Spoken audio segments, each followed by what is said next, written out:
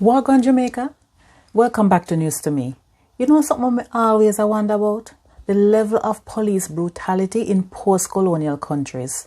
There is just something to be said about the way police forces from Kingston, Jamaica to Lagos, Nigeria seem hell-bent on snuffing out the lives of their black brothers and sisters without any regard for their humanity. For the past few weeks, Nigerians have taken to the streets in protest about rampant abuse of power by the Special Anti-Robbery Squad, known as SARS. Using the hashtag #EndSARS, Nigerians called global attention to the unlawful killing of innocent civilians carried out by SARS in the name of crime fighting. And as I watched the protest unfold on the news, I couldn't help but think that this could easily have been in Jamaica. For decades, Jamaican police have acted with impunity, arresting and often killing the innocent. Up to October 14, Indicom reported 88 fatal shootings by the security forces this year. And it is widely believed that many of our police officers are involved in corruption and that an untold number of them are entangled in criminal activities. Yet, we never see these wide-scale protests in the country against police violence. Is it because much of Jamaica has been cultured to view police violence as a ghetto people problem rather than an entirely societal issue?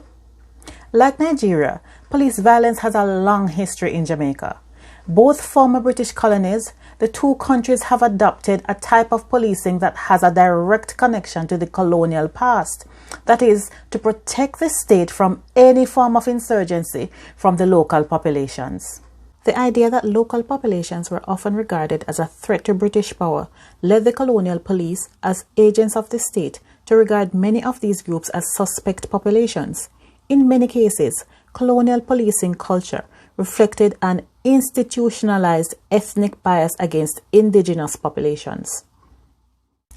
In Jamaica, the suspect populations, who are more often than not the target of police excesses, are dark-skinned black men from poor communities.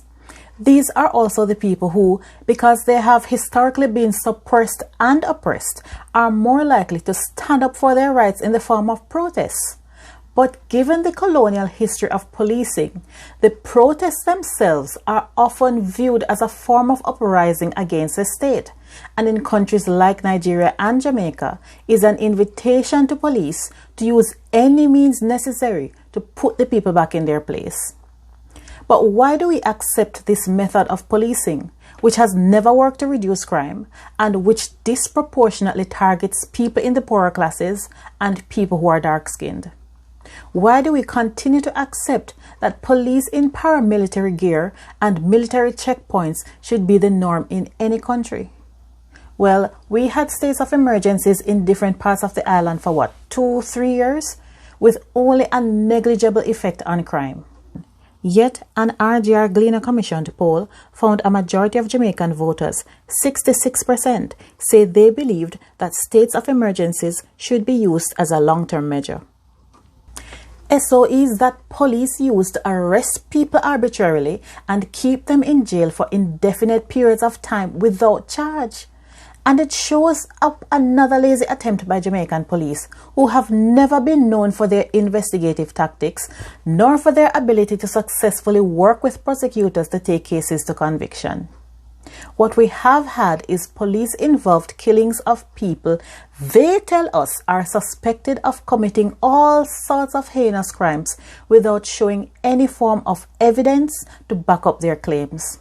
Then they mark the case as solved. This is policing in Jamaica. And because colonial policing culture is so firmly established, I'm sorry, but I don't see it changing anytime soon. One love.